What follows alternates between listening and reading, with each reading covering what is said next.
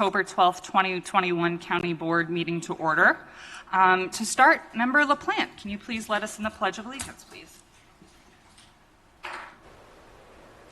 I pledge allegiance to the flag of the United States of America and to the republic for which it stands, one nation, under God, indivisible, with liberty and justice for all.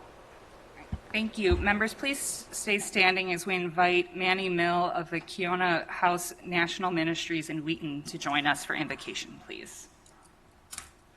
Well, let us pray. Thank you, Father, for giving us this opportunity in this free country of America to be able to invoke the name of you, our Father, Yahweh, in the name of Jesus. And Father, I ask you for these great servants that are here today of this great county of Dupage, that you will bestow, Father, your blessings on them today as they deal with difficult business, Father. I ask, God, that they will be able to decide not by what they want to do, but by what you want them to do, Father. So I pray through Jesus that they will be able to do the right thing, Father God. Your word says that if we know how to do good and we don't do it, Father, we sin. So I pray, God, that today they will be committed, Father, to hallow your name, to glorify your name, to make you, Jesus, look great and to make you happy, Father. So I pray that you will bless them and their families and all that they do, that they will be protected by your mighty hand, that you, Jesus, will cover them in this meeting, that they will not deviate to the left nor to the right, that they will become like Joshua, Father God, a man after your own heart. And I pray, God, that this man and this woman will be able, God, to do the right thing before you. Thank you that I just met the sheriff, and I pray for him as well. And the jail here, God, I ask for the safety of the officers, and I ask, God, that you will bless him as well. And it's in Jesus' name that we ask. And God's people say, amen. Thank you.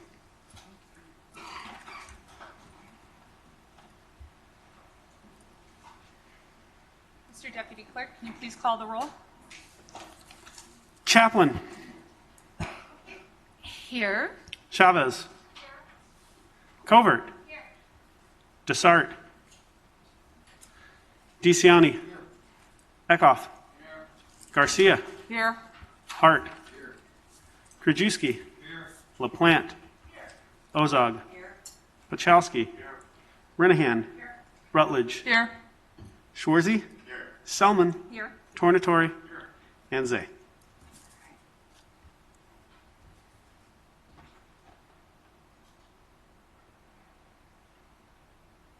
All right, members, we have quite a few proclamations to celebrate today. To start off, our first proclamation is honoring Ella French. In order to begin, can we please invite Mrs. Liz French, Anthony Shannon, Sergeant Derek Cocchiola, State's Attorney Berlin, Sheriff Mendrick, Member DeCiani, and the members of District 3 to please join us.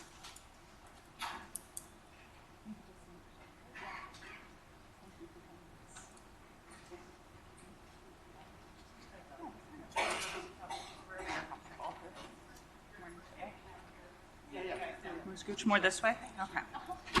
We're trying to spread out. All right. So to get started, we are fortunate today to have in our company Mrs. Liz French, the mother of Chicago police officer Ella French. Officer French loved her job as a police officer and was a devoted law enforcement professional who sadly was killed in the line of duty in early August. As Officer French lived in Dupage County and graduated from Downers Grove North High School, we believe it is right and fitting that her life, professional dedication, and enthusiasm for helping others be celebrated here by this county board.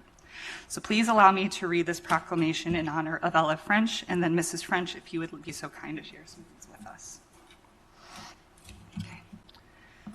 Whereas Dupage County residents were saddened to learn of the death of Officer Ella G. French of Chicago, who was killed in the line of duty on August 7, 2021. And whereas Officer French was born on August 31st, 1991, she was adopted by Elizabeth French. She graduated from Downers Grove North High School in 2009, where she began talking about a career in law enforcement. And whereas before being appointed to the Chicago Police Department on April 16, 2018, she worked as a guard for the Cook County Sheriff's Office which deepened her understanding and empathy for people. Whereas after joining the Chicago Police Department in 2018, she trained in the 11th and 12th districts during her probationary period. She later worked in the 10th district and on the summer mobile patrol. And whereas Officer French was working on the community safety team at the time of her passing, and whereas on July 1st, French demonstrated her selfless dedication to the people she served when she helped save the life of a 1-month-old baby who was injured in a mass shooting on Chicago's South Side. And whereas Officer French was an exceptional officer and a remarkable person of integrity who cared for her community. And whereas during her career, she earned a department commendation, a physical fitness award, and 14 honorable mentions. And whereas Officer French was a daughter, sister, and friend, she will be remembered for her selflessness, kindness, and courage in the line of duty. Therefore, be it resolved that I, Ashley Solomon, on behalf of Daniel J. Cronin, Chairman of the Board, and members of the Board, mourn the passing of Officer Ella G. French. We honor her sacrifice and we celebrate her life, spirit, and many contributions to her community with her friends, family, and all who knew and loved her. Enacted and approved this day, October 12th, 2021. Can I get a motion a second, please? All those in favor? Aye. Motion passes. Thank you so much.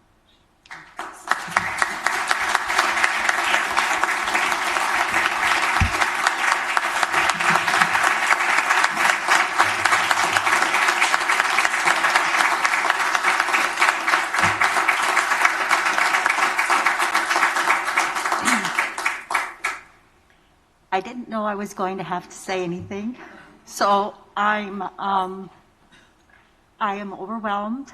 I am honored by this proclamation for Ella. I want to thank all of you here, the members of law enforcement that are here. Again, I say this every time I talk about my daughter. She was so proud to be a member of your family. So, thank you very much for doing this for Ella.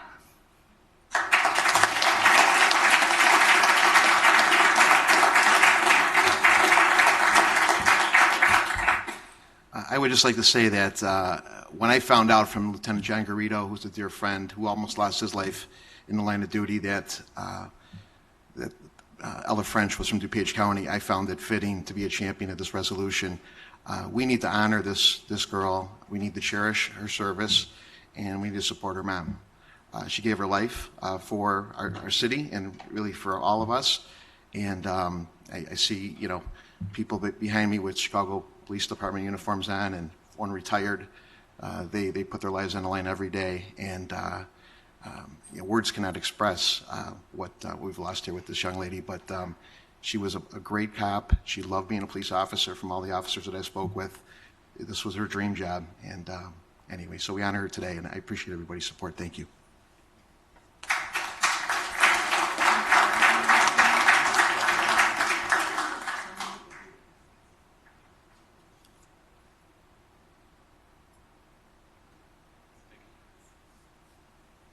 You guys can go ahead and be seated. Sheriff Mendrick, you have to stay, though. Thank you, everyone. That was really kind. Next up, I'd like to invite Sheriff Mendrick to stay, Deputy Jason Lloyd, Mark Edenhoff to join us at the podium, as well as Mr. and Mrs. Frank, if they would like.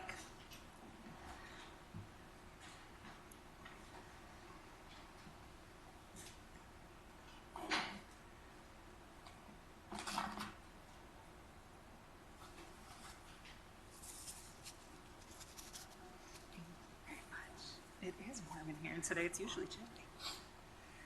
All right.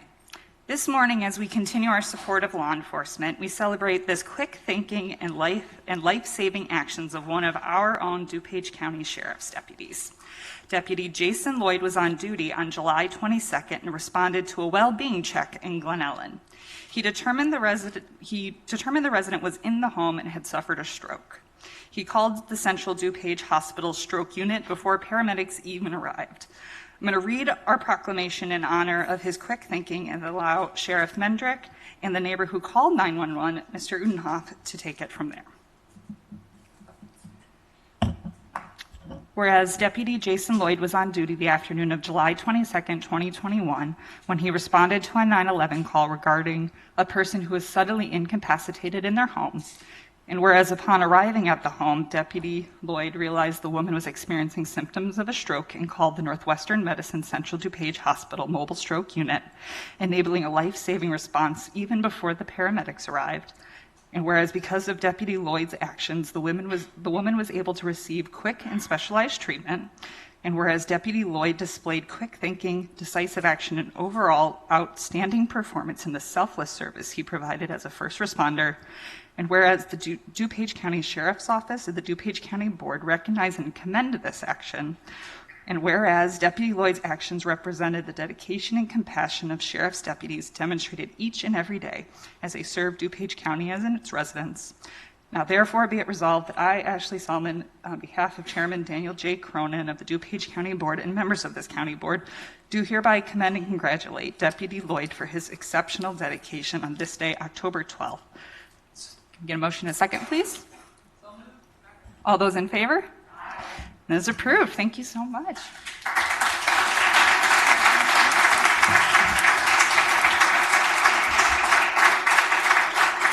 And in tandem with that, I also want to give Deputy Jason Lloyd a commendation of excellence from the DuPage County Sheriff's Office. Congratulations.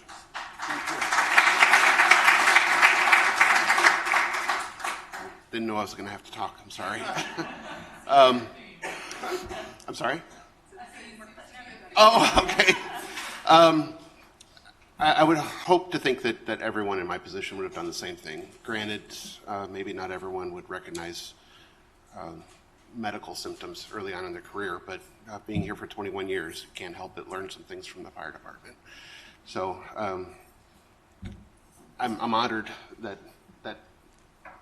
they appreciate this so much, but I really do believe that anyone in my position would have done the exact same thing. So thank you. Thank you very much, everybody.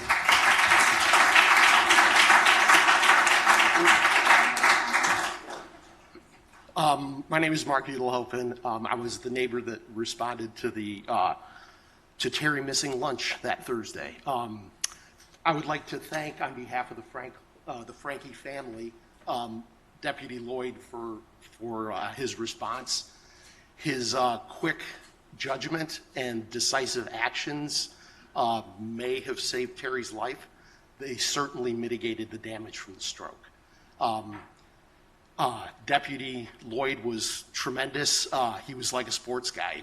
He was the Pat Summerall and the John Madden at the same time, doing play-by-play, explaining what was going on, doing the color, explaining why.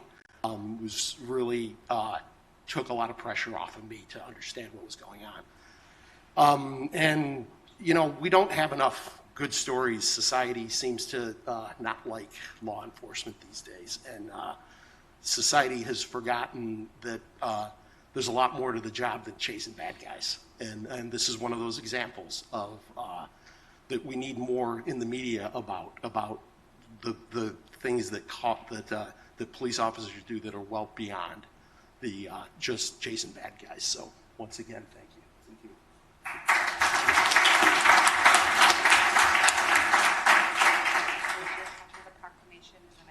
Evan, do you want?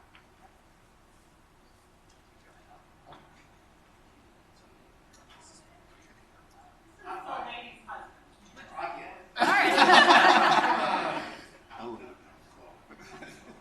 All right, we've got time.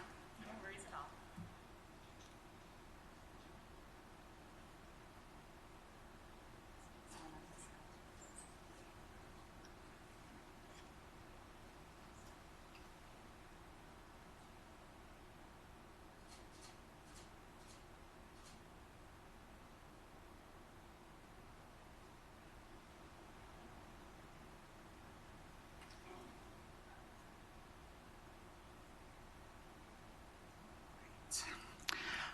Next up, I would like to invite Debbie from Arts DuPage to join us, as well as Chair of our Ad Hoc Fine Arts Committee, Member LaPlante, and Vice Chair of the committee, Member Rutledge.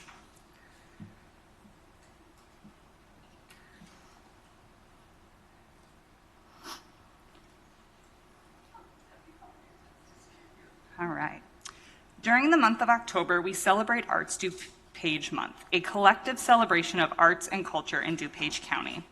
Coordinated by Arts DuPage, a countywide arts council operating under the umbrella of the Dupage Foundation, the initiative was created to draw attention to the arts and the vital role they play in our lives and in our community. I'm joined by Debbie, Director of the Arts DuPage for the Dupage Foundation, as well as our representatives from the Ad Hoc Fine Arts Committee. So I'm going to read the proclamation next. Whereas the arts embody much of the accumulated wisdom, intellect, and imagination of humankind, and whereas the arts enrich us as individuals and play a unique role in the lives of our families and our communities, and whereas the arts promote a better understanding of the diversified cultures within our community and unify us regardless of age, race, or ethnicity, and whereas the arts sector in DuPage County consists of 2,272 arts-related businesses and account for 4.2% of the total number of businesses in the region, a larger share of the economy than transportation, tourism, agriculture, and construction, and whereas the arts provide full-time employment for over 15,000 workers in DuPage County, and whereas the arts improve our community, enrich our civic life, drive tourism and commerce, and exert a profound positive influence on the education of our children, and whereas the coronavirus had a devastating impact on DuPage County's creative sector, forcing 99% of arts organizations to shut down, thus placing artists among the most severely affected segment of the nation's workforce. Now, therefore, be it resolved that I, Ashley Salmon, on behalf of Chairman Daniel J. Cronin, and members of the board, do hereby proclaim October 2021 as Arts DuPage Month in DuPage County and call upon our community members to celebrate and promote the arts. Enacted and approved this 12th day of October 31st. Can we get a motion in a second? All in favor? Aye. Any opposed? Great, the motion passes. Debbie, please join us.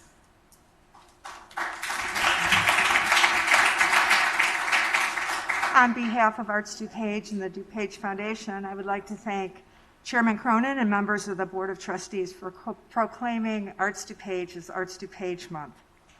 Your support sends a positive message to DuPage County residents and visitors that allows them to recognize the important role the creative sector plays in our region. The arts are businesses that build our communities as we come out of the pandemic. They provide employment, use goods and services, and generate critical tax revenue. The arts are intersectional with other industries and create and sustain an ecosystem with hospitality, tourism, and transportation. They bring us together regardless of ethnicity, religion, or age, and they foster goodness, creativity, and beauty.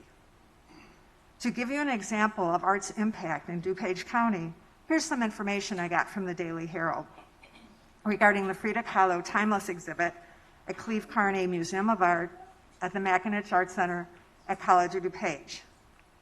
In its 3-month run, the Frida display drew over 100,000 people from 50 states and 43 countries to DuPage County.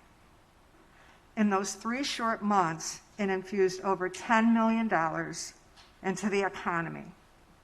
This includes money spent on dining, hotels, and merchandise.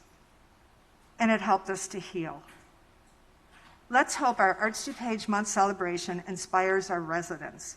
By participating in the arts, they will not only contribute to their own well-being, but they will also increase economic activity and positively impact the quality of life in the community. So thank you.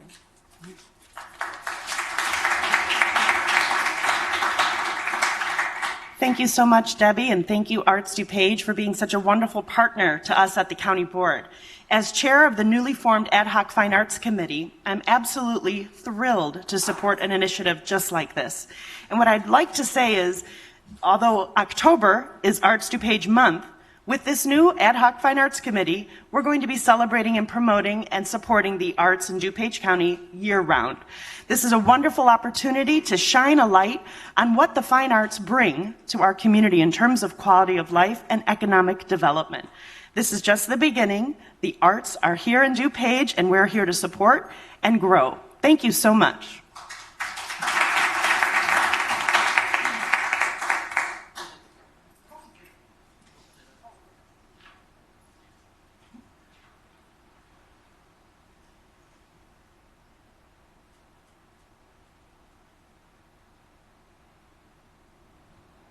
Oh, okay.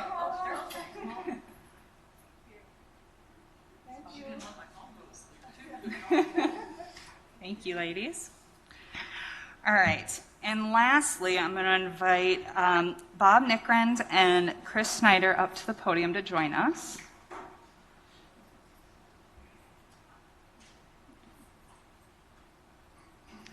All right.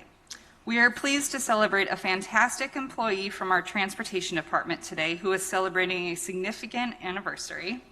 Bob Nickrand marks 30 years of rich and diverse experiences here at the county.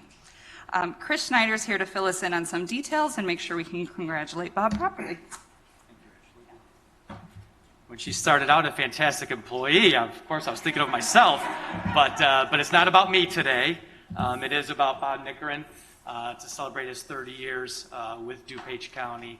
He's been in our maintenance department. So he began his career here at the county in the grounds department, actually in another department.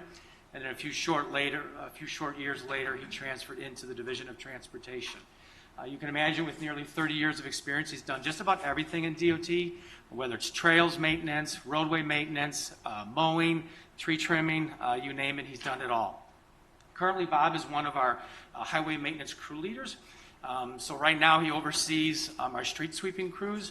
And you may not think that's a really big deal, but this time of year it's huge, right? We saw it this weekend. If any of your streets were flooded, it's probably because it wasn't maintained as well. But Bob handles that for the county. Matter of fact, talking to him before we came up here, not only does he know the roadways that are more critical with trees, but he knows the specific tree and the time of year that'll actually drop leaves or acorns and the like, and the squirrels that like to run out and get those. So believe it or not, 3 short weeks from now, we're in snow season. Or at least snow season for DOT begins November 1. So as part of that thought, Bob is also one of our lead plow folks with the snowplow route. So he orchestrates the activities of a crew, making sure the roads are open and passable at all times. He's also an employee always willing to lend a hand. He's always a first responder when it comes to emergencies on the system. He's also frequently volunteers his time for the county.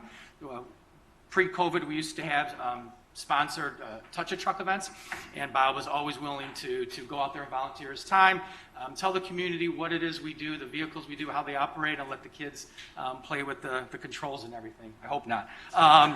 So outside of work, Bob has been very active with coaching his children, various sports. He remains active in their high school, even though they've graduated, volunteering his time and effort. So Bob, congratulations on 30 years. Thank you.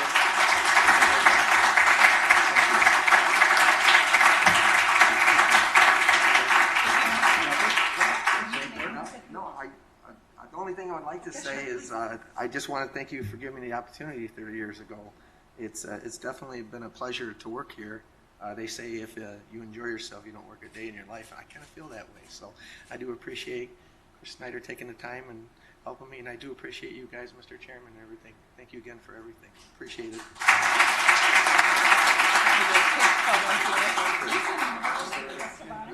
My mask back there. I'm sorry. Okay. Take a mask picture. No worries. Yep, you look lovely. That's very good. All right, Thank you again. I appreciate it. Congratulations.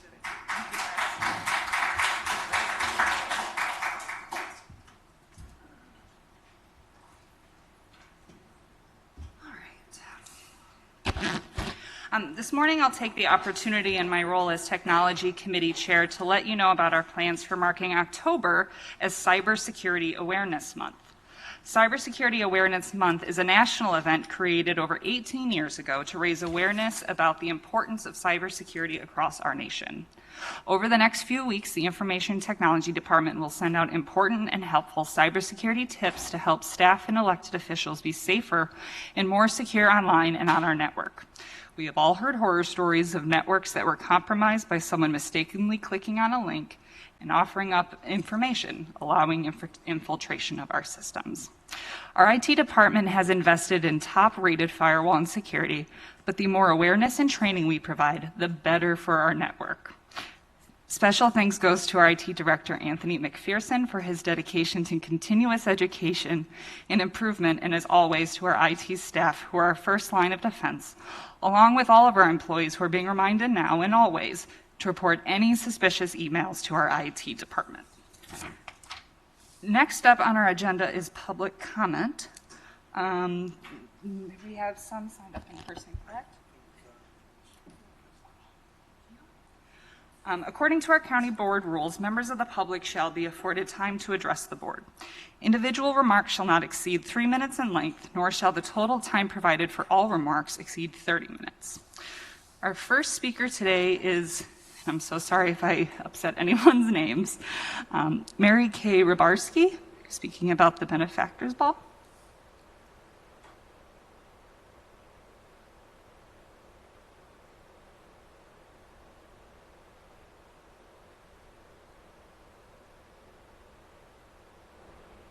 Members, and thank you for allowing me a few minutes to talk to you once again.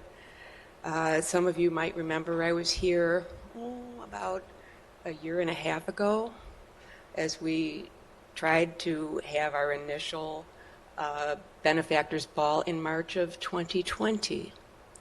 Well, it was supposed to go off March 28th, and you know what happened just 2 weeks before that. But in any case, we're rebooted. We are on for the Saturday right before Thanksgiving, November 20th. And I wanted to thank you so much for financially supporting the care center that we hope to benefit as well. We're personally associated with the care center as our daughter has been a resident there for close to 12 years. We've come to, we appreciated it right away, but we've come to value it so highly. Until you need to use that service, you won't appreciate the jewel that we have in this community. And I don't think we can afford to lose that jewel.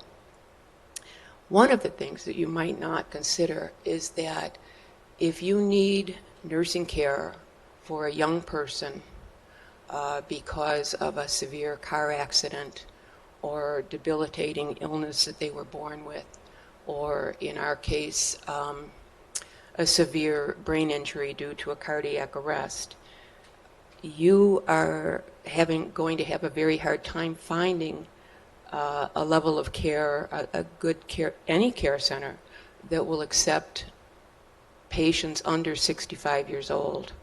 And I unfortunately learned that many years ago. The care center was one of 2 choices that we had among the numerous places that I was looking at over 12 years ago. Well, fast forward. After we got over the shell shock of our situation, and we decided that we need to do something to support the center as well. And so we are having this benefactors ball. It's a new kind of thing. It's the inaugural, still is the inaugural, even with a reboot. And we're inviting you, if you are able. I know everyone has busy schedules, but we're asking you to support that. Not only with your, in any way that you can. We hope that you'll join us in attending.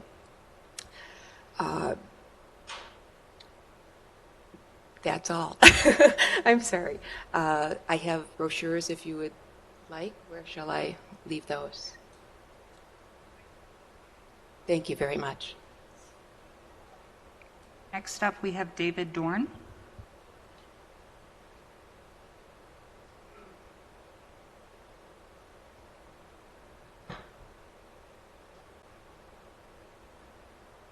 Thank you. My name is David Dorn, and I am the AFSCME union representative for the Care Center employees. And I want to both echo and say that I appreciate the remarks about the Care Center that were previously made. I've communicated with you in writing before, but this is my honor to communicate with you in person for the first time. And I want to talk about the Care Center. And so it's a happy coincidence that we just heard about some of the great things that get done at the Care Center. I'm joined here by a number of Care Center employees. You may have seen us lining County Farm Road on your way in, urging the public to support the Care Center as well. I've been an advocate for the Care Center and their union representative since May. And in that time, have gotten to know not just the workers, but the wonderful work that gets done at the care center. And I think it is important to know that it's not only a place where long-term care is provided, but also where short-term rehabilitation services are provided. And the mission of the care center, I think, is an absolutely righteous one, right? It's about restoring dignity and health and hopefulness to citizens that stay at the care center. And I think really the best summation of what the workers do there is in that mission, which is to, help the residents of the care center do as much as possible, as best as possible, for as long as possible. And that's really what these workers are engaged in on a day-to-day basis. Now, as you can imagine, that takes a wide variety of skills to provide both long-term care and short-term rehabilitation care. And your mind probably immediately goes to the hard work that, for example, the nursing staff does. And we have incredible registered nurses, LPNs, CNAs, certified nursing rehabilitation aides, an incredible nursing department that provides 24/7 care in addition to those rehabilitation services. But to make the care center a home, and really the jewel that it is, it takes much more than that. And so we've got nutritionists and diet technicians and dining service workers that make sure that not only the nutritional needs of the residents are met, but that they get a little bit of a taste of home. We've got recreation staff that make sure that folks that are living at the care center are able to live a fun and fulfilling life while they're there. We've got folks that need to keep the lights on, administrative staff, make sure that it's a cost-effective resource for the members in our community. We've got laundry attendants and housekeepers that keep it a sparkling facility. We've got administrative staff and reception staff that every time I come to the building greets me with a smile. It's an incredibly hard job. It's rewarding, but it's tough. It takes a strong back. It takes thick skin. It takes a lot of patience, and it takes a big heart. But your dedicated care center employees live that every day, and they carry that out in an effort to carry forward that mission that's so important. Unfortunately, at the care center, we've had some challenges. It was a hard job before, and it's become even more difficult as we've faced staffing crises and as we've dealt with the pandemic and employees having to work in quarantine and isolation wings. Throughout this time, unfortunately, our care center employees have gone without a permanent wage increase. And so it's been since 2017 that we've raised the wages for care center employees. There have been some pandemic just bring your comments to a close. Wage increases that have come and gone, but unfortunately nothing that's stuck, and we're suffering as a result. So these employees formed a union. They're fighting for a contract, and I urge you as a county board to support these employees in their support of that care center mission by supporting a contract that provides years of retroactive wage increases that have been lost, wage increases that help all aspects of care center employees, and a fair contract that allows them to work with dignity and help their community. Thank you. Next up, Barbara Lehman.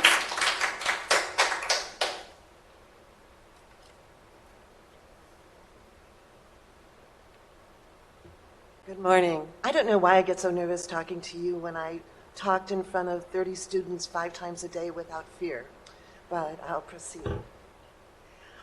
Last week, I was able to observe the first ever countywide recount for several days. I was amazed and thoroughly impressed with the organization and how smoothly the process proceeded due to the meticulous planning of the election division. We often criticize without thinking different departments and without thinking of how it affects the people who work in those departments, who come to work each and every day committed to doing their best and to fulfill their duties. I just want to take the time to publicly thank everyone in the election division for their efforts. Scott McKay, Roberta Abell, Joshua Benjamin, John Chirinoff, Jonathan Dalton, Stephanie Gronwald, Jacob Gunther, Diane Hill, Andrew Janik, Charlene Jones, Lori Cantor, Matthew Kutz, David Lindstrom, Carol Marshall, John Megalini, Valerie Polhammer, Chris Reed, Martin Saar, Leslie Slayers, Jessica Staniak, Logan Underwood, Barbara Vorbeau, Charles Walker, Adam and Jean. These are the people who coordinated 2 elections during a pandemic with multiple new legislative mandates, recruited and adapted training materials for approximately 3,000 election judges, and maintained accurate registration records along with dealing with the process of candidate petitions and community referendums.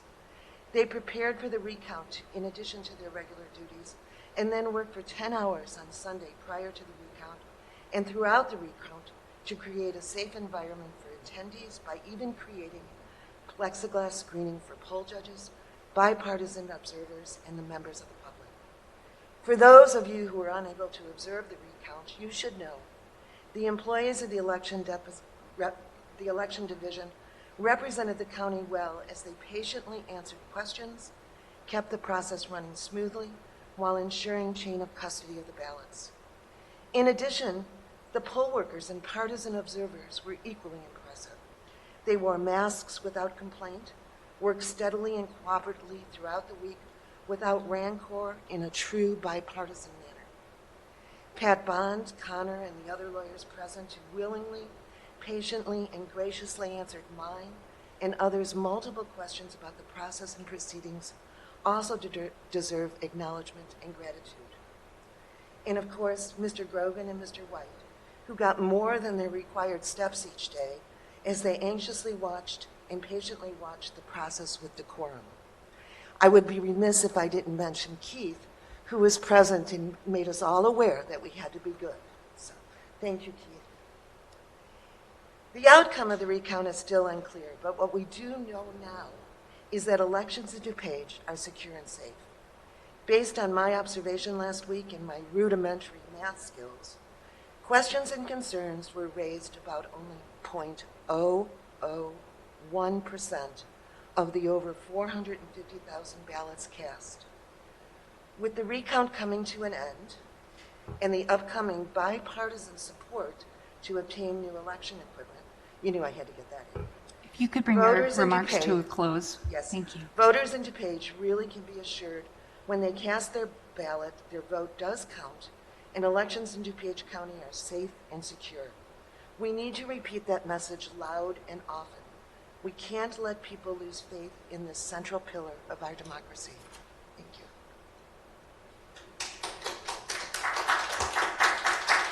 you. Next up is Carol Jean Davis.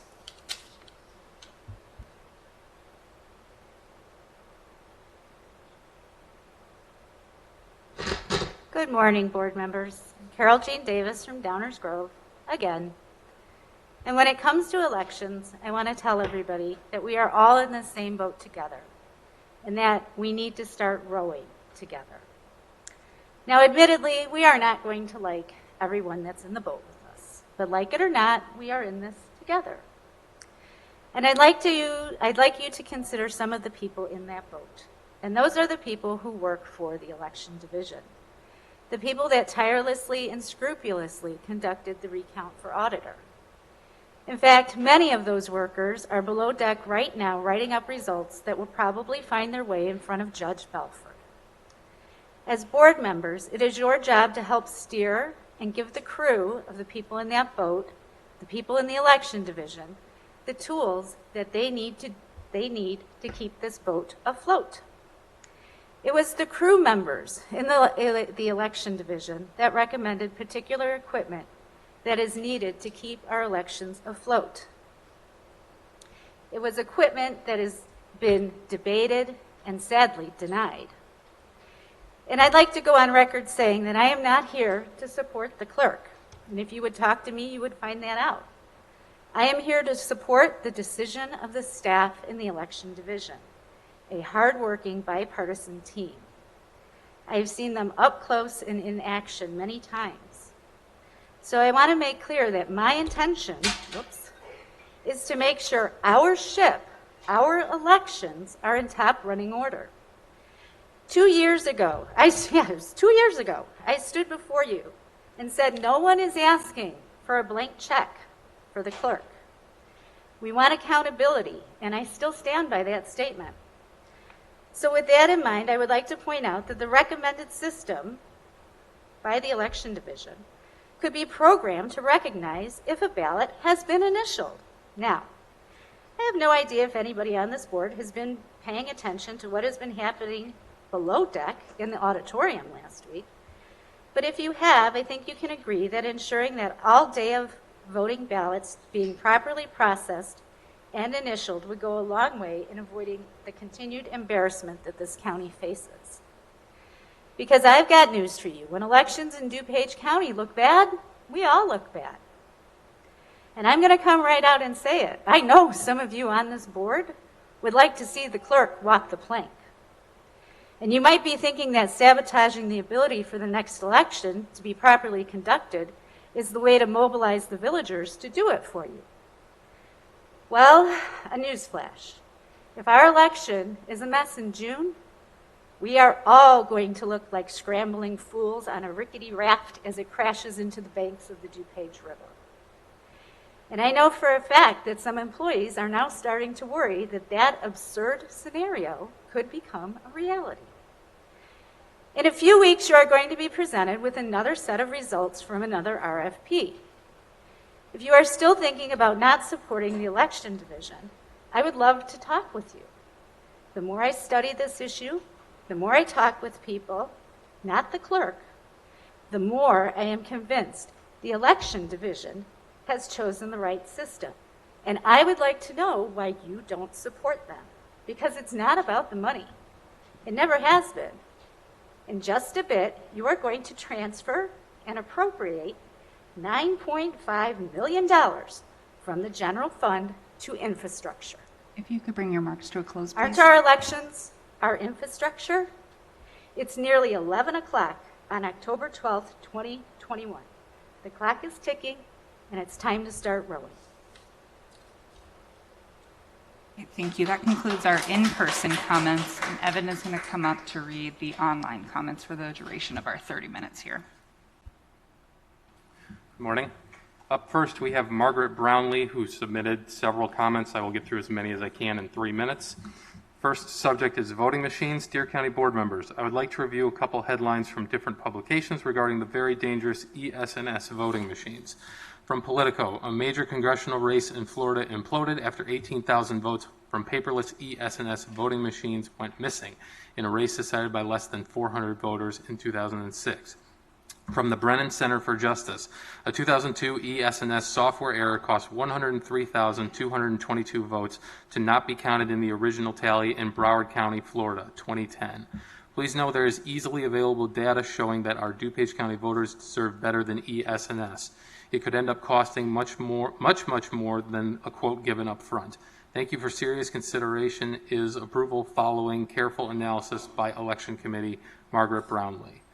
The next submission from Margaret Brownlee has the subject voting equipment. Being fully aware that a new RFP is underway regarding voting machine vendors, the company ES&S remains a concern to myself and many constituents I spoke with in the last few precinct walks. Besides failing security measures and the use of barcodes and touchscreens, the hidden charges that are associated with this company is highlighted in the Bloomberg article of 9/29/2016. Quote, in 2005, ES&S surprised a small Ohio county with a $40,000 per year service fee for election software written in 1996 that handled about 70,000 votes, end quote. I honestly do not think that you want DuPage County having these kind of surprises. Should we have the bad judgment to be contracted with a company called ES&S? It appears to be a pattern with counties using this particular company. DuPage County, buyer beware. Thank you, Margaret Brownlee. Her next comment has the subject voting equipment. I started a petition that asked the county board to approve the HART voting system. On-demand paper ballots, ballot images, no modems or internet connection, fully verifiable, American-made, syncs with our existing e-poll books and storage, election judge and voter friendly, and perhaps slightly more in cost. What are you waiting for? I will forward a copy of the petition signatures to the board members within days. Please hear their voices. Thank you, Margaret B. And she has two more comments that are identical to the last comment. Next comment is from Jarmel Barnett. He also submitted a few similar comments.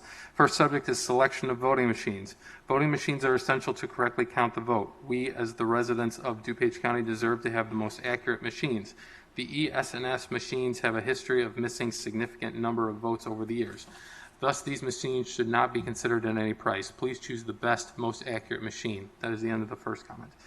Next comment is with a subject voting machine. Please choose the best and most secure voting machine. Choose the HART voting machine. It costs a little more, but we voters deserve to have our votes correctly counted. That is the end of that comment. Next comment is from Mark Mandolini with the subject, contacting publicly funded positions through email. I reached out to a representative of Dupage County with an @dupageco.org email address and received an undeliverable email error. The error states that I'm not a trusted contact of Dupage County, and if I'm on the contact list, would the email be sent?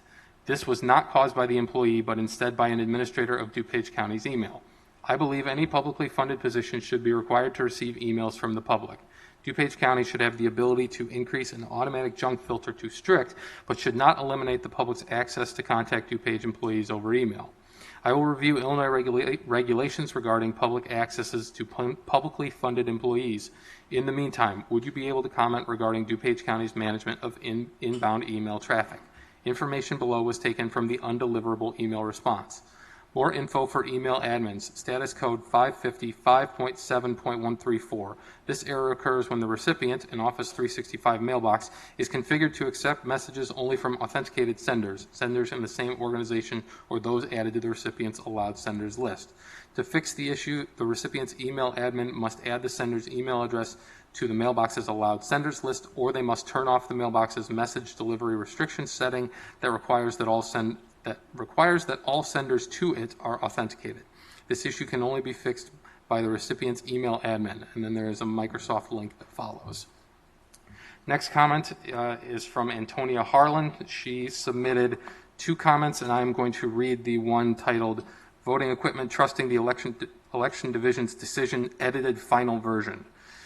Chairman Cronin, members of the board, state local governments are being deceived by misinformation and disinformation. Claims of bins of uncounted ballots, rigged voting machines, and 200-year-old individuals voting, none of which is true. Now the creation of voter integrity committees seeking solutions to problems that don't exist. Irregularities occur, but nothing of the magnitude portrayed through disinformation channels. Governing bodies are falling into self-made rabbit holes of disinformation. I caution Dupage County not to follow suit. Going down this hole may appear inviting and easy, but attempting to climb out can reflect the irreparable damage done. That inviting rabbit hole can be the beginning of the end of our treasured democracy. Nearly 1 million residents live here because of the great neighborhoods and schools and because of our governance. Great governance builds strong communities, and strong communities build great nations. Whether subtle or direct, your actions can bring our residents to either trust government or lose faith and disengage from their fundamental right to participate in free and fair elections. Democracy can be fragile and can fail beginning at the ballot box, as well as with other ambiguous intrusions. Case in point, the board voted on whether the county should pay $300,000 for a recount for an elected official when state law clearly allows a judge to order a candidate who requests a recount to provide a bond or cash deposit to cover costs. Let's not celebrate when we win and disparage the process when the results don't go our way. The recount process is established law and justified in this case, but certainly not you asking the residents to pay for it. This action brought unnecessary contention and further mistrust from the public. Again, let's not cast a cloud over the election system because the results don't meet our desired outcome. Instead, let's follow the legal process that's available for finding a resolution. What you do or attempt to do and the decisions you make are not just stored in a silo within our county boundaries, but part of a nationwide community. The nation and the world have a front seat to these decisions and are watching to see if our democracy will continue to flourish. So let's be mindful of what we project. Let's build trust, come together for the sake of our country, and not cast doubt on the viability of our democratic republic. In the words of Abraham Lincoln, quote, "House divided against itself cannot stand," end quote. Avoid another ambiguous intrusion which can nick away at one's trust in governing bodies. Support the decision of our duly elected county clerk, Jean Kazmarek, and that of her staff. Do not cast doubt on their ability to make the best decision for our county. They are the most qualified in choosing our election equipment for their experience, their research, and their expertise. Thank you for your time and consideration, Antonia Hartland. Next comment is from Tom Pahomak, subject zoning petition for Z21-036, Durante. So hard to believe that this variance has gotten this far. Asking for 28% less than the minimum of 125 feet of frontage is outrageous. The only possible explanation that this has been rubber stamped all the way through is the fact that the owner of the lot's husband has been longtime friends with Paul Haas. If I asked for a 28% increase beyond what the county allows on the footprint of my patio or shed or deck, do you think this would get approved? Maybe if I was good friends with Paul Haas, it would. Paul Haas mentioned how similar square footage lots get got hardship variances on Gary Avenue, but this is not Gary Avenue, and we're not comparing apples to apples. This lot is 90 by 300, shaped like a bowling lane, which could potentially put a home 9 feet from my property line. This is not the acreage plus lots that Keeneyville is known for. Paul Haas told me a year and a half ago that this would have a 95% chance of getting approved. Is Paul Haas the Mike Madigan of the DuPage County Building and Zoning Committee? Let's stop the favoritism and cronyism and put an end to this madness. This would set a horrible precedent and ruin the landscape of our neighborhood. Please vote down this variance. That's the end of that comment. Next is from Pamela Barnett. Subject is voting machines. Please choose the Hart voting machine. Even though it's a little more expensive, it's the most secure machine for counting votes. That's the end of that comment. Next is from Edgar Pal. Subject, vote by mail program. I am concerned by a recent article published in the Daily Herald about the race for DuPage County Auditor held in November 2020. The Herald reported that the recount conducted last week revealed that several vote-by-mail envelopes were still sealed and may not have been counted in last year's elections. In other cases, it appears that loose ballots were stuck between some envelopes. I hope the county will investigate these issues further. Indeed, this likely isn't the only case of potential issues with the county's vote-by-mail program.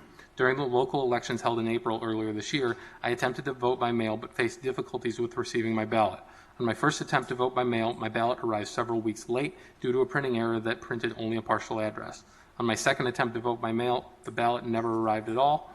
I ultimately gave up on the vote by mail program and had to vote in person at an early voting location.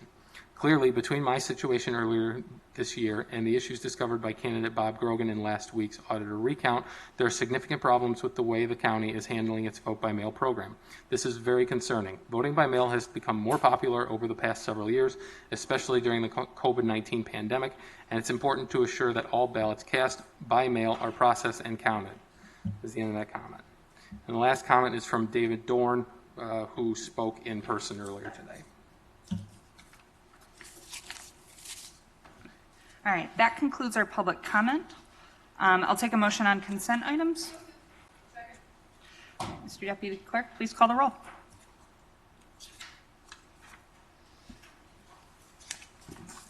Chaplin. Aye. Chavez. Aye. Covert. Aye. Desart. Aye. DeCiani. Eckhoff. Garcia. Aye. Hart. Krajewski. Aye. LaPlante. Aye. Ozog. Aye. Pachowski. Renahan. Aye. Rutledge. Aye. Schwarzy. Aye. Salmon. Aye. Tornatori. Aye. And Zay. Aye. Thank you. Next up is Finance. Member Chaplin. Thank you, Madam Chair. I move approval of FIR 044021, resolution, additional appropriation for the Sheriff's Basic Correctional Officer Training, $50,000. Mr. Deputy Clerk, please call the roll. Chaplin. Aye. Chavez. Aye. Covert. Aye.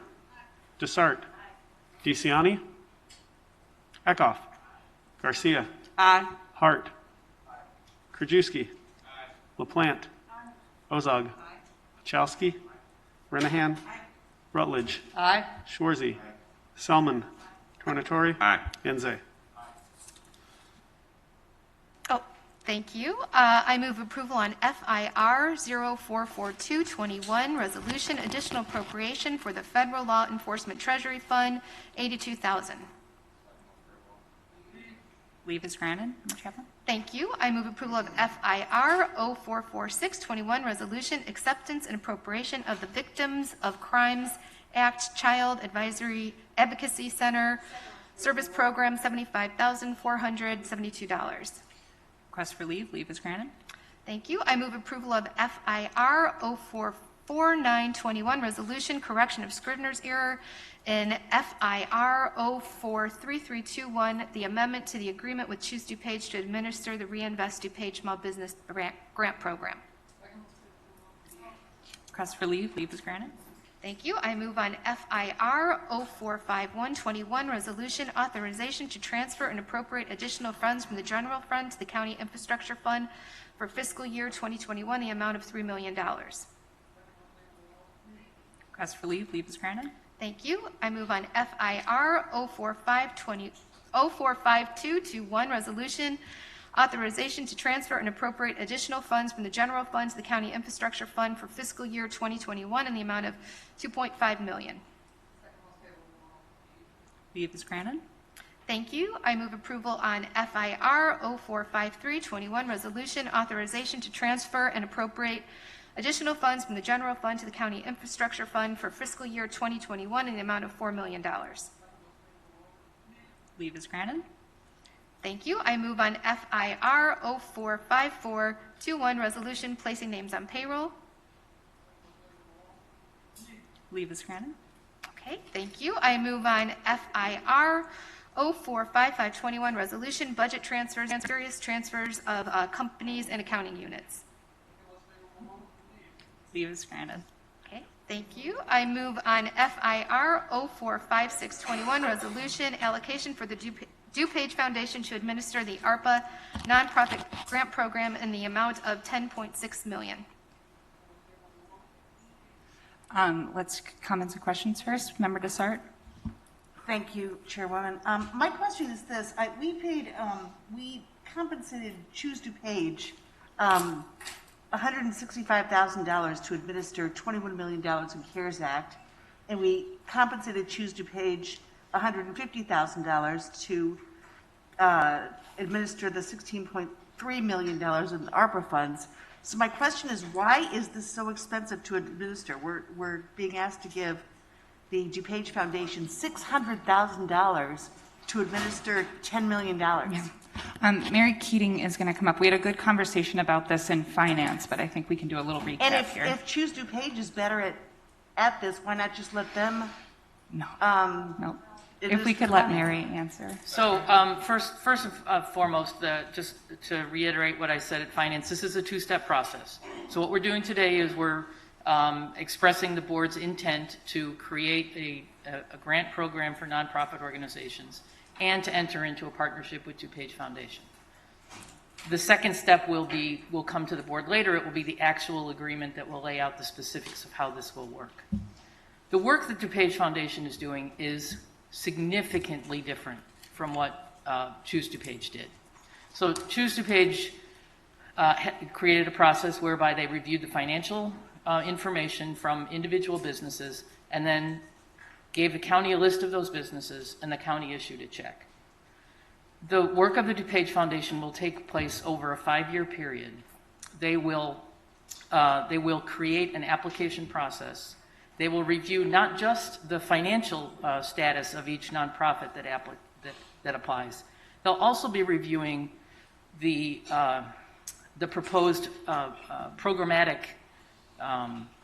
design of the individual grants. So in the nonprofit world, when a nonprofit applies for a grant, they lay out something called their logic model, which is basically what is the issue they propose to address? What is the problem they're going to solve? How do they propose to solve it? What is the evidence that they're providing that shows that the intervention that they are proposing will actually address the issue that they want to address? They also need to indicate what are going to be the outcomes of that. So how many families will be served? What will their status be?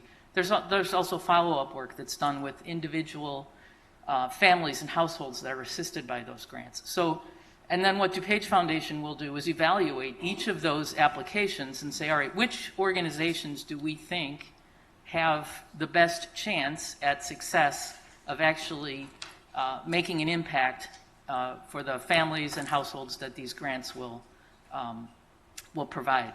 Dupage Foundation will then follow those programs over a 5-year period. So some of the grants, what we're recommending through HHS, and again, this is all will come at a later date, but we're talking about long-term grants that can have significant community impact, not just here's $10,000, and good luck. This is an investment that Dupage Foundation would be assisting the county in making in nonprofit organizations that will have significant impact to the community. They'll be following those programs over a 3 or 5 year period, collecting all the information, making modifications if necessary. And I think most importantly, or not most importantly, but also importantly, DuPage Foundation will be responsible for collecting back all of the information from all of these various programs and compiling that information in such a way that our finance department can then report back to Treasury. So they're going to be taking that, they're going to be taking that role on as well, which is a role that other organizations handled through some of the CARES Act money. And it's costing double the amount for a quarter the size of the outlay. I think, you know, so just to give you some perspective, that 6% administrative fee is extremely low compared to typical grant programs. In our department, you know, we manage probably 30 different state and federal grants, so we are the recipient.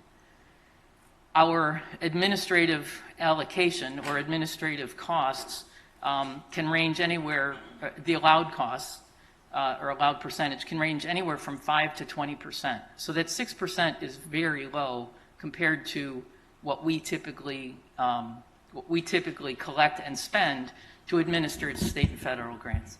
For some other perspective, IDA, the rent assistance program that we are very successfully partnering with IDA on, Treasury allowed up to 10% for administration for those funds.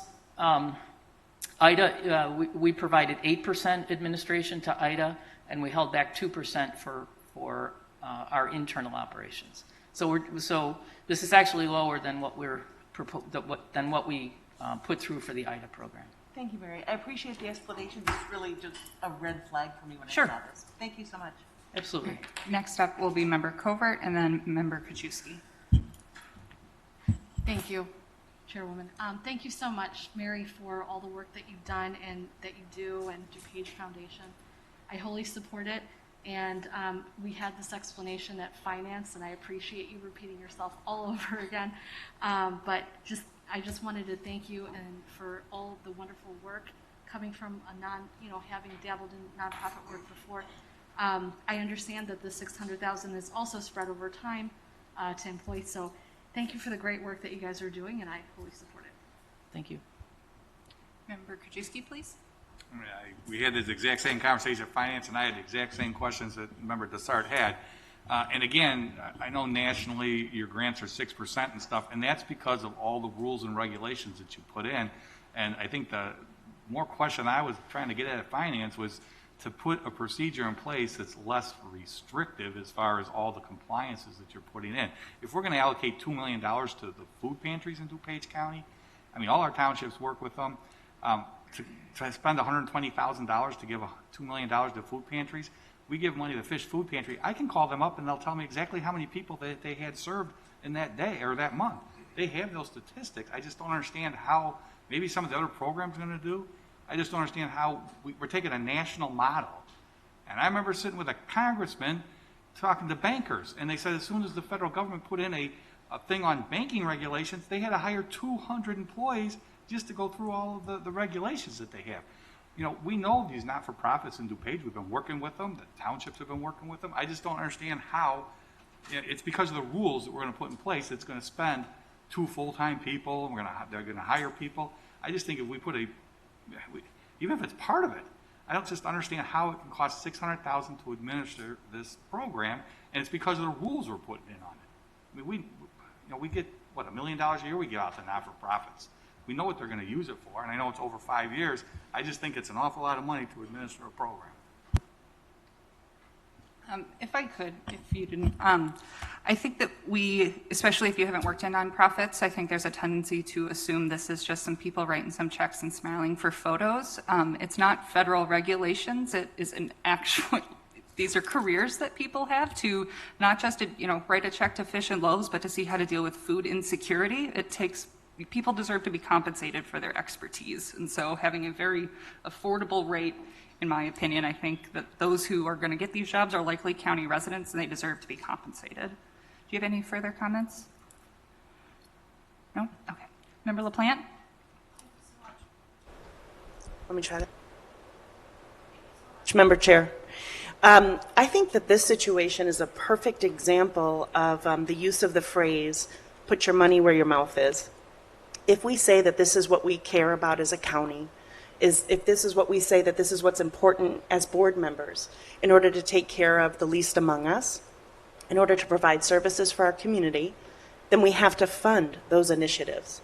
And so I keep saying this over and over, but the way to support something is to fund it. We are a fiscal body. This is what our job is, and that phrase just keeps coming to mind.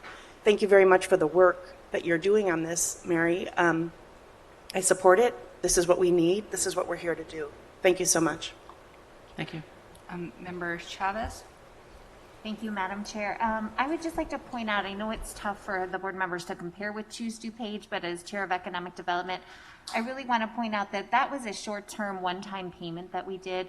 It was often those applications were overseen by a lot of interns. We actually had some concerns that if the program went beyond the summer, that we might have a shortage there of interns to look at those applications. And then they were viewed by a volunteer board.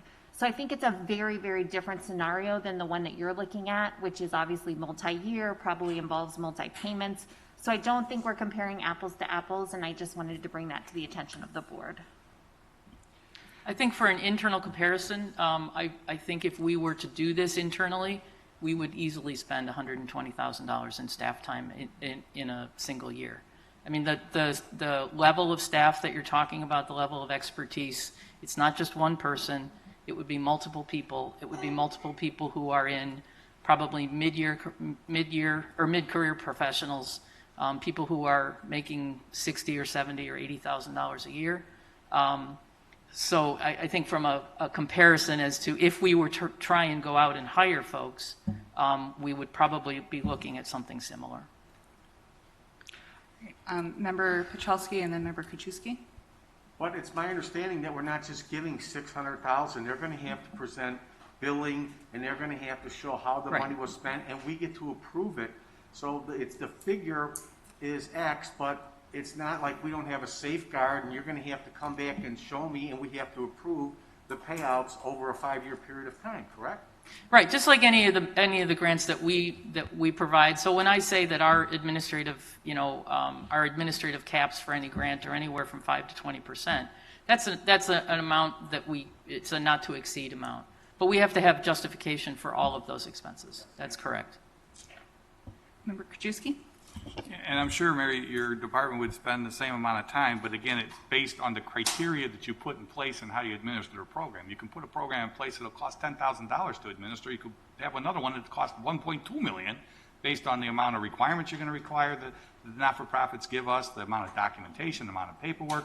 I mean, it's all, the time is dependent on what you put in as the rules and the documentation. I'm sure that they're very experienced people in administering those rules, and again, your office is going to administer it based on the criteria that's given to us from the federal government for the programs that you do, and 6% is on average. But again, that time is dependent on how we decide to put in the compliance and the criteria. I mean, we can put a program in place that'll cost $10,000 and be very easy to administer. That's correct to a certain degree. I mean, there is absolutely financial vetting that absolutely must be done. There's no question. There's also reporting that must be done back to Treasury in terms of impact. So the Treasury reporting requirement for these ARPA funds aren't just how did you spend the money. There are performance measurement requirements, and so those two ends of the equation are absolutes. There is no wiggle room there. So, but you are correct that in the middle that we do have latitude. I believe that we should be looking at programs that have high community impact and not doing a simple here's an eligible organization and so we will give them funds for it. You have to remember there are hundreds of nonprofits in DuPage County, and so there has to be some sort of process by which we're going to determine which ones have the most probability of success, the most the greatest level of expertise, and the best plan for making long-term community impact.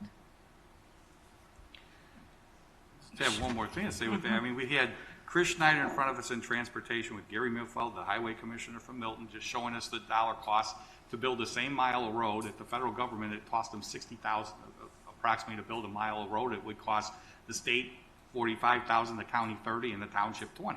The farther you went down, the less expensive to build the same mile of road. And I know Paul Rafek, before he left here, He formerly came from Will County, but he was talking about looking at how you administer programs like these, and Will County evidently gives it more to the Dupage Foundation or the townships because they're closer to the people. It's easier to get it out than having the county administer it. So it's, again, it's how you decide to administer it, and the farther you get down, the cheaper it should be based on the rules you put in place. Member Chaplin? Thank you.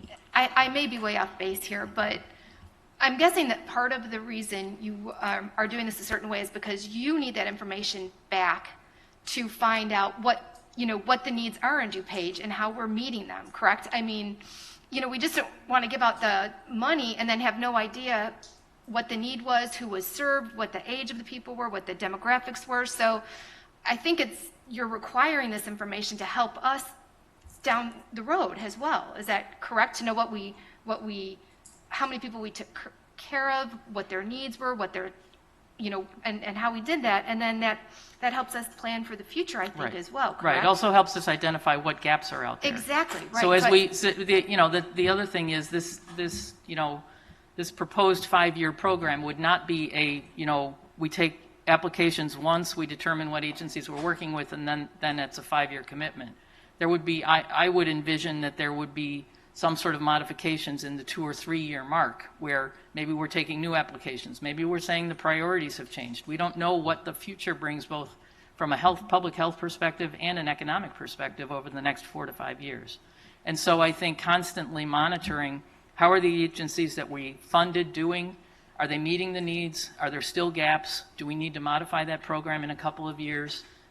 Those are all, that's all work that requires really well-educated individuals who understand the programs, understand the community, and can make those kinds of recommendations. All right, thank you. Any further questions or comments on this item? So we had a request for leave. Unless someone wants a roll call, we'll do that. Does anyone want a roll call? All right, leave is granted. Member Chaplin? Okay, and finally, hold on, I need my glasses here. I move on FICO 050521, recommendation for the approval of an amendment to resolution FIP 023420 for an agreement with the Sotos Law Firm to provide additional professional legal services as special state's attorney, $140,000. Leave is granted. Thank you, Member Chaplin. Thank you. Next up is development. Member Sam Tornatore, please. Thank you, Chair. And during committee update, I'd just like to report that some weeks ago, the Development Committee was given the task of investigating the impact of cannabis dispensaries in unincorporated DuPage County. Our staff is developing facts relating to that, such as locations, as well as the financial impact of any dispensary should we decide to go that route. That information will be given to the Development Committee presumably by the end of this month. After some discussion at Development, it will ultimately be referred to Finance and County Board for further discussion. With that, I'd entertain a motion I move to approve DCO 89-21, Ordinance C-2136, Durante. This is a zoning hearing officer's recommendation to approve a variation to reduce lot size as well as a variation to reduce the lot width from the required 125 feet to approximately 90 feet for each lot. All right, we had a motion and a second. Is there any discussion on this item? Mr. Deputy Clerk, please call the roll. Tornatore. Aye. Zay. Aye. Chaplin. Aye. Chavez. Aye. Covert. No. Desart. Aye. DeCiani. Eckhoff. Garcia. Aye. Hart. Aye. Krajewski. Aye. LaPlante. Aye. Ozog. Aye. Pachowski. Aye. Renahan. Rutledge. Aye. Schwarzy. Aye. And Selman. Aye. Thank you, Mr. Thank you, Madam Chair. Move to approve DCO 90-21, Ordinance C-2156. Becker approving a zoning hearing officer's recommendation to approve a variation to reduce a building setback requirement. All right, there's been a motion and a second. Mr. Deputy Clerk, please call the roll. Tornatore. Aye. Zay. Aye. Chaplin. Aye. Chavez. Aye. Covert. Aye. Desart. Aye. DeCiani. Eckhoff. Aye. Garcia. Aye. Hart. Krajewski. LaPlante. Ozog. Pachowski. Renahan. Rutledge. Aye. Schwarzy. And Selman.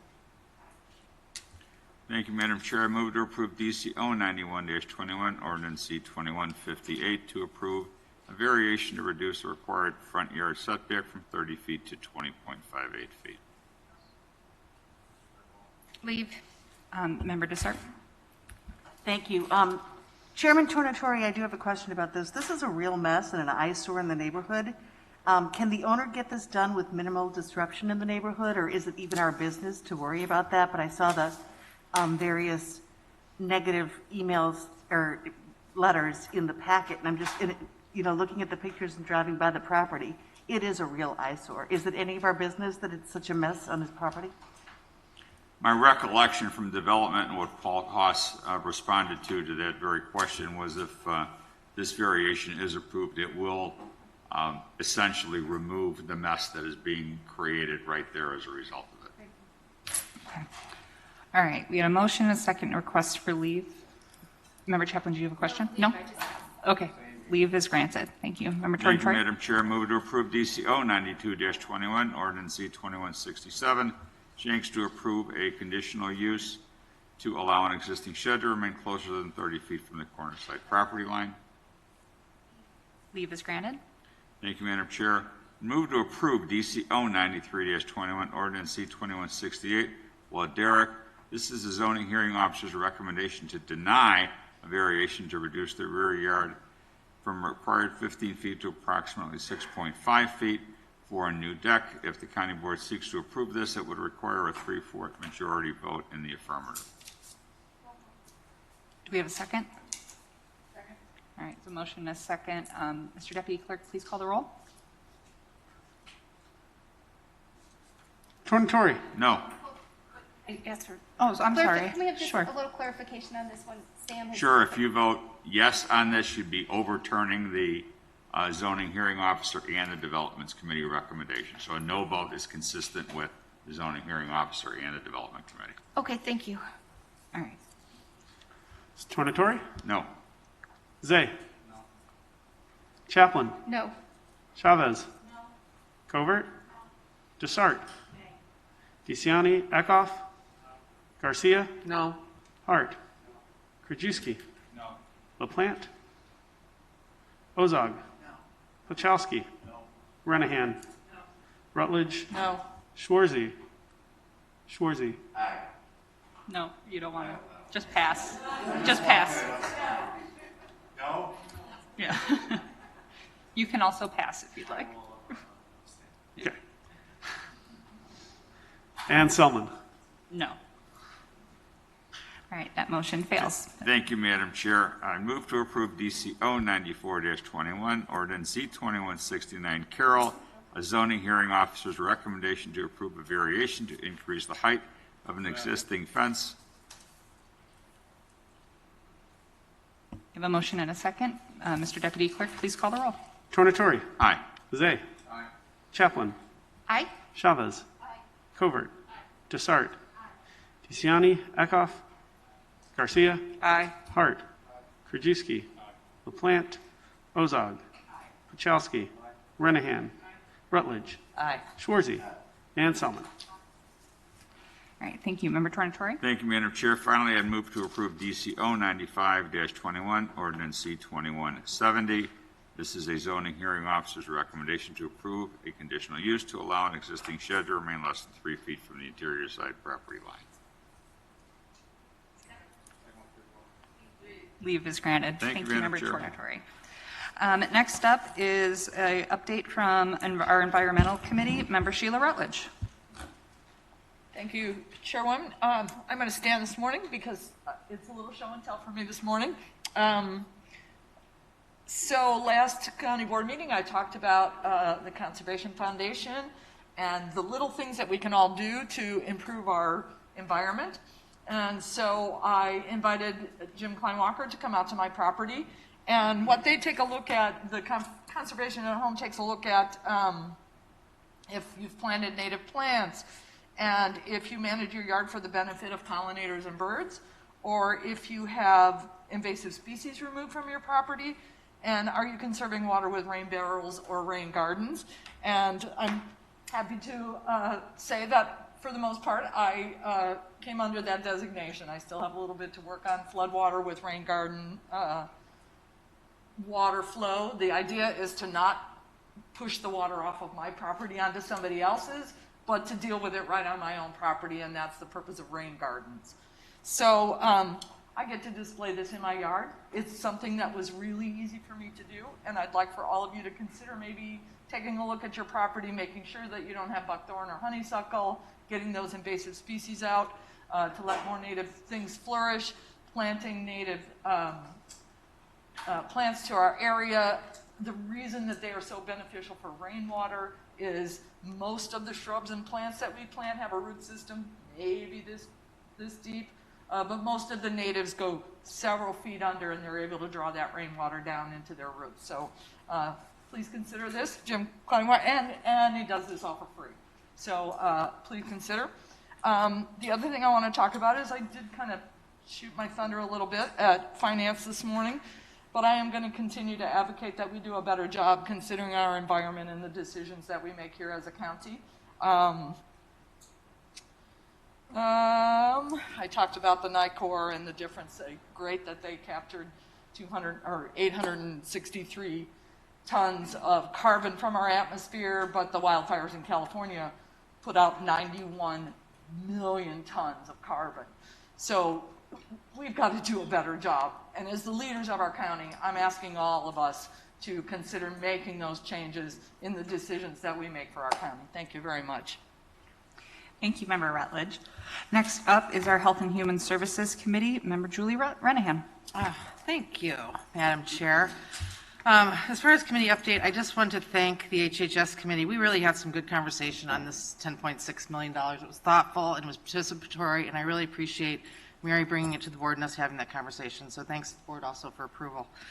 Also regarding, I'd like to recognize the Care Center employees for being here today. I'd like to thank each and every one of them for what they do for our most vulnerable residents every day. Can't comment on ongoing negotiations for obvious reasons, but we do see you. As for the Care Center, Janelle Chadwick reports that a booster date has been scheduled for vaccinations. 6 residents coming off the COVID unit, and new cases are lower after we've had a recent uptick. So, with that, I'll move approval of HHS R44721, recommendation for approval of first modification to CDBG agreement with Dupage Care Center steam generator replacement, increasing funding by $148,086.55. All right, we have a motion and a second. Mr. Deputy Clerk, please call the roll. Renahan. Aye. Rutledge. Aye. Schwarzy. Aye. Selman. Tornatori. Aye. Zay. Chaplin. Aye. Chavez. Aye. Covert. Aye. Desart. DeCiani. Eckhoff. Garcia. Aye. Hart. Krajewski. LaPlante. Ozog. And Pachowski. Thank you. Move approval of HHS R44821, resolution recommendation for approval of first modification CDBG agreement with United Cerebral Palsy Segment of Greater Chicago. Home is where the heart is, group priority home, project number CD215, increasing funding by additional $55,145. All right, there's been a request for leave. Leave is granted.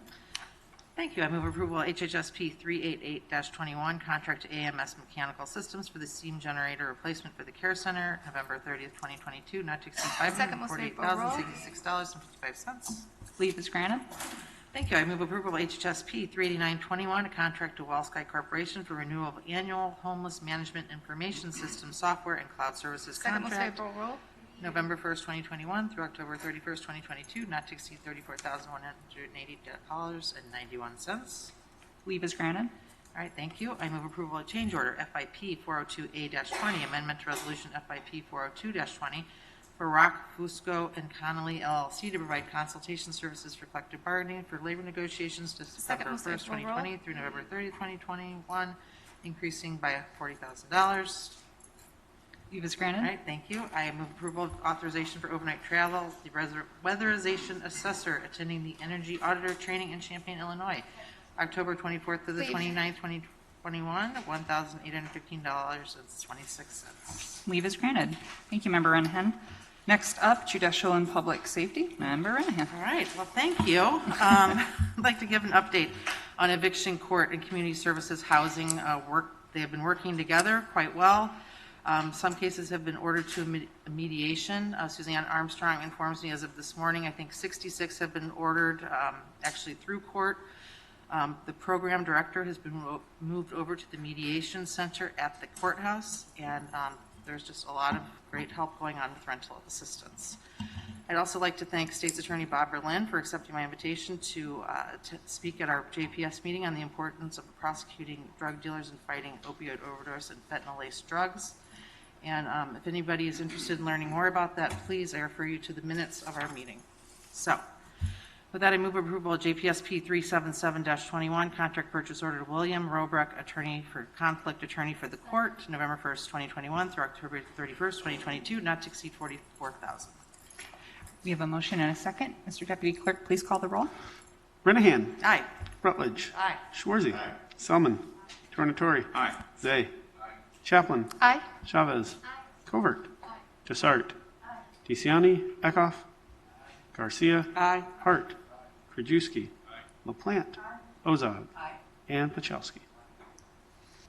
Thank you, Member Renahan. All right, thank you. I move approval of JPSP 37821, contract purchase order to Public Safety Direct for upfitting and Second repairs most of Sheriff's favorable. Office vehicles and monthly maintenance, 10/30/2021 to 10/29/2022, not to exceed $260,000. Leave is granted. Thank you, Member Renahan. Thank you. I move approval authorization for overnight travel. Emergency Management Coordinator has been invited by the Illinois Law Enforcement Alarm System to be part of instructor cadre at their headquarters. Second most favorable rule. October 24th to 29th. All hazards communication unit leader, no additional costs to the county.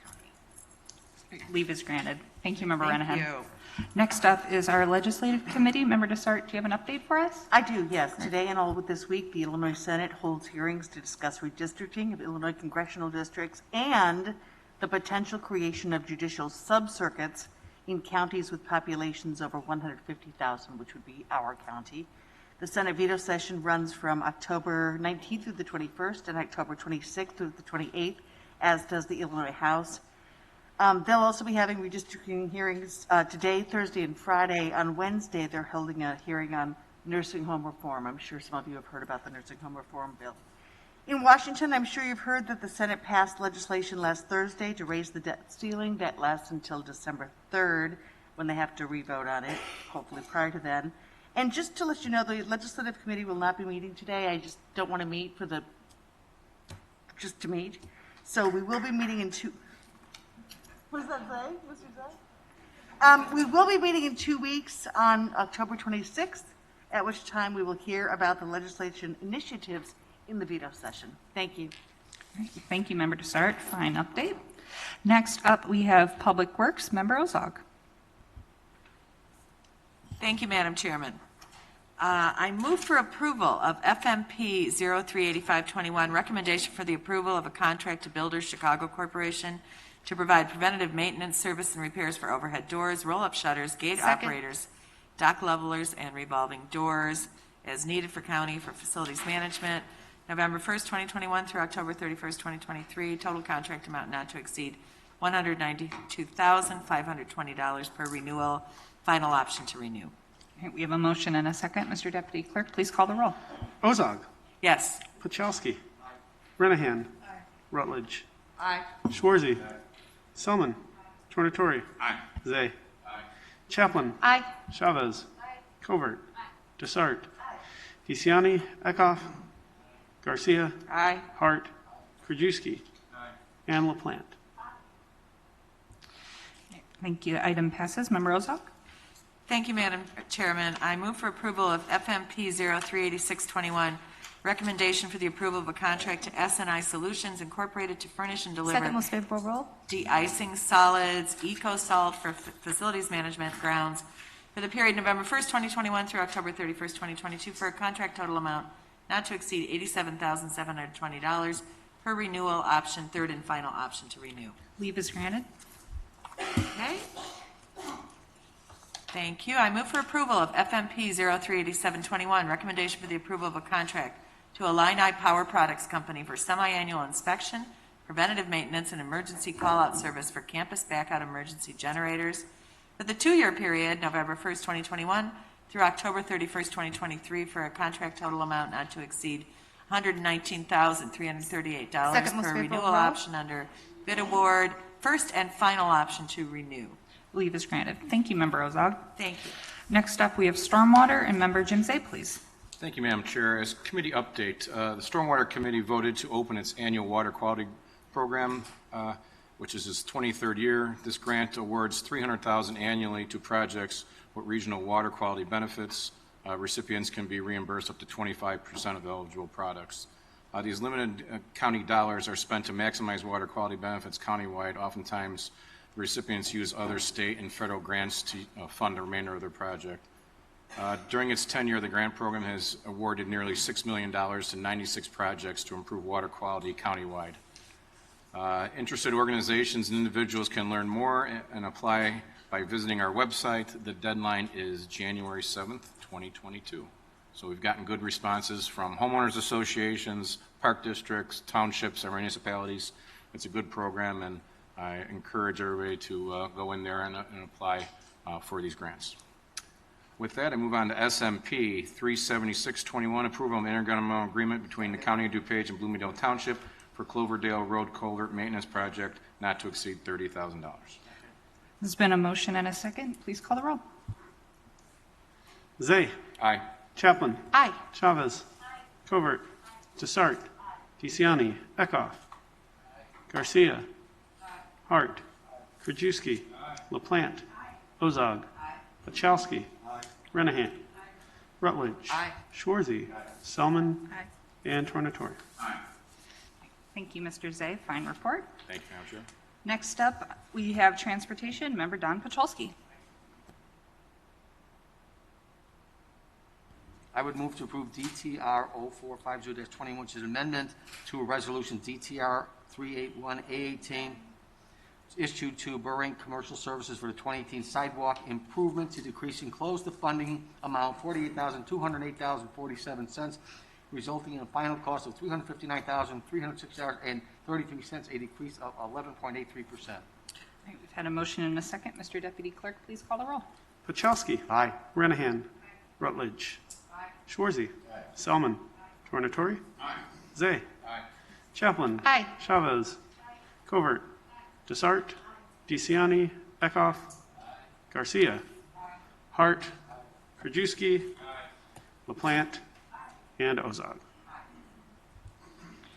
Thank you. Mr. Pacholski. Thank you. Move to approve DTP 0390-21, a contract to RM Chin and Associates for professional construction engineering service for the reconstruction of the Department of Transportation's off-site maintenance facility and owners representative support services for a contract total not to exceed $999,947.58, vetted through the qualifications-based process in compliance with the Illinois Local Government Professional Services Selection Act. It's been a request for leave. Leave is granted. And finally, move to approve authorization for travel for our principal civil engineer to travel to Champaign, Illinois, October 13th through the 14th to attend a 2021 Traffic Engineering and Safety Conference. Expenses to include transportation, lodging, and meals for an estimated county cost of $500. All right. Request for leave. Leave is granted. Thank you, Member Pacholski. Thank you. All right. Next up is old business. Does anyone have any old business they'd like to discuss this morning? Member Zay and then Member Garcia. Thank you, Madam Chair. I'd like to thank yourself and Member Desart for moving your meetings. I know Rules and the Legislative was going to meet today and moved your meetings till next week so redistricting could meet. So I appreciate that. Thank you very much. Happy to. Thank you, Member Zay. Member Garcia. Yeah, just really quickly, I mean, all the proclamations today were so wonderful. I have to say that the one for Deputy Lloyd hit me quite honestly home. I am the wife of a stroke survivor, and it was a matter of just being able to tell right away that something was happening, that he is still with us today. So October 29th will be World Stroke Day, and I just really hope all of you can get acclimated to what the stroke symptoms are. You know, it's fast, and so you look it up, Google it, whatever. But I mean, don't quiz me right now. But you know, I know COVID has been overwhelming for all of us, but there are so many things still happening in the world where everyone's getting affected, and stroke is one that really can detriment your life. So thank you so much. Thank you, Member Garcia. I wonder if at our 26th meeting, I wonder if we could do a review of those signs to look for, because I agree, it's a good thing for us to all know. Next up would be Member Covert, and then I'm adding Rutledge, Ozog, and Renahan to my list here. Or sorry, it's Member Pacholski is next. Thank you, Madam Chairman. As chairman of our ad hoc committee, we deal with the care center, and we've had, representatives here today. I think it would be a good idea if we could have a closed session meeting so those members who are not on that committee are advised as to the status of what's going on there. Thank you, Madam Chair. Thank you. So go Member Covert, and then we'll go back to the list here. I just had a really quick question. Have we, I know we talked about changing times in the Rules Committee and pushing meetings back to 8:30 or 9 o'clock, and I appreciated Member Reinahan's email as well, supporting that and everyone supporting that idea. Do you know what the status of that is? I'm not on the Rules Committee, so I don't know if it's moving forward or not. Yeah, so currently we're looking at a proposed schedule and reviewing that with department heads. The trickiness with moving the meetings back is that it kicks the rest of the day. So for committee weeks, we would have committees that go past 5 p.m. and then we start having overtime costs. But we're still definitely discussing it. I very much hear the concern. You're not the only one that has issues with childcare in the morning, of course.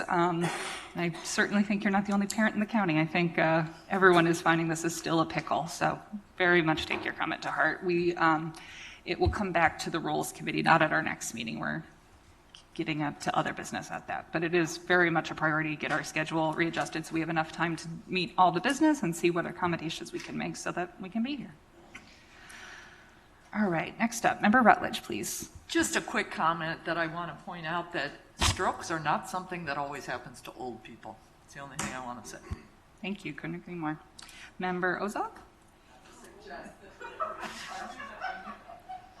I want to echo Member Garcia's remarks today, and the person in question is a very good friend of mine, so she's doing well, and I really am very thankful for for the intervention today. So she's doing great, and really, having a presentation would be a really good idea. Awesome. Thank you. Thank you. Member Renahan?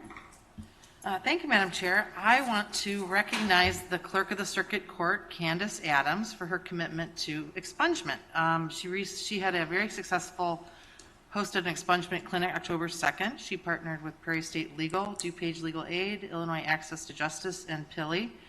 And they provided free preparation, and I think they filed something like 100 expungements or something. So I thank her and that group for their commitment to pro bono law and fresh starts. Great, thank you, Member Renahan. Any other comments under old business? All right, seeing none, we move on to new business. Member Rutledge? This pains me almost a little bit to say, but as a plus 50-year Cub fan, I'm wearing black and white today in honor of the White Sox. I hope that they extend our baseball season in Chicago for several more weeks. So that is kind of you. Any other comments under new business this morning? Member Zay? Thank you, Madam Chair. Last week we all received copies of drafts of our newsletter. I think it's time we start looking into a media policy by our staff. I was shocked and surprised in my district that there was an objection to a newsletter article about an event out at the Dupage Airport for Tuskegee Next. On June 8th, Stephen Davis, the founder and chairman of the Dupage Airport Authority, came here and talked about what they were doing at the airport. And then you could see his passion when he talked about the program for at-risk youth and teaching them how to be pilots and how to get into the aviation business. And he put up on his presentation, when the event was, how to get tickets. He called me out and said I had been to the events. And then he went even farther and said, if you want to go to the event, reach out to Jim Zay. He'll tell you how to do it. And then we have an objection to an event for at-risk youth being in our newsletter. And it was an objection that the statement was, it was myself, Mr. Hart, the chairman, Mr. Eckhoff that this is a Republican fundraiser. I mean, they are a 503c that raises money for at-risk youth. I mean, this event's been going on for years. So I'm shocked that nobody from my district reached out to me, and we would have gone back through that. I mean, we have the video pulled up if anybody wants to read it. But again, nobody reached out to me. And you sent it me if they wanted to go, because we definitely, I'm sure, could have found tickets for you or to go somewhere or do something else. But again, if we're going to start saying these things we do in our district are Republican, Democrat, this is a really bad way to go. And that we need to have our staff come up with a policy and talk about it, because an event like that I don't know, you can talk to some of my other members that were there, was filled with young kids who were, just ecstatic to be there and see how their lives have changed. And Stephen Davis, when you see him talk here, his passion for this and the money he has put in personally, when they said he was here and they spent up to $30,000 per kid per year to do this, and the lives they've changed. And the people, they had admirals there, they had colonels there. I sat with the state's attorney from Kane County, who happens to be a Democrat. So this wasn't a Republican fundraiser. This was a great fundraiser for a great organization that happens to be out of our district and District 6 at the airport. So I think we need to direct our staff to look at this and come up with some kind of media policy, because it seems like politics keeps creeping into everything we do here, and we need to head that off quickly. Thank you, Member Zay. Just to sort of comment in response to that, as we probably already expected, Joan Olson's already been working on sort of a revised social media policy. This will be, obviously maybe the last time we had all 18 board members up for election, social media wasn't as popular, so I commend Joan for recognizing that was something we should give some thought to, and I think it's probably more pressing, and we get that done before the end of the year. So, well noted. Thank you. Got Member Dessart, and then okay.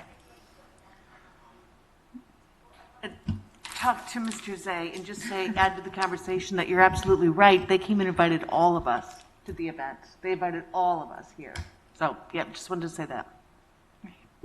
Any further comments under new business?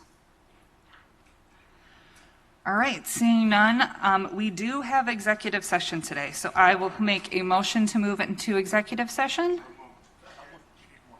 I'm sorry? Oh, I got to read the whole thing, so sorry. All right, so pursuant to the Open Meetings Act 5, Illinois Section 120-2C8, we're going to be discussing the security procedures and the use of personnel and equipment to respond to an actual threatened or reasonably potential danger to the safety of employees, staff, the public, and public property. So we have a motion and a second. Mr. Deputy Clerk, please take a roll. No, it's just going to be C8. All right, we're still in session, guys. We need to vote on going into executive session. Tornatori. Aye. Zay. Aye. Chaplin. Aye. Chavez. Aye. Covert. Aye. Dessart. Aye. DeCiani. Eckhoff. Aye. Garcia. Aye. Hart. Aye. Krajewski. Aye. LaPlante. Aye. Ozog. Aye. Pachalski. Aye. Renahan. Aye. Rutledge. Aye. Schwarzy. And Selman. Let me just get the electronic.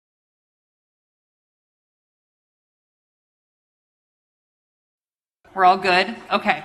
So we need a motion and a second to adjourn. Second. Motion and a second. Mr. Clerk, please call the roll. Connor, do we need a roll call for being back in this? All right. Yeah. Don't leave yet. I'm sorry, Connor. I'm sorry. We're calling. Roll call. Everyone, Okay. we're still in order. Please, let's wrap it up. I know. All right. Chaplin. Attendance. Here.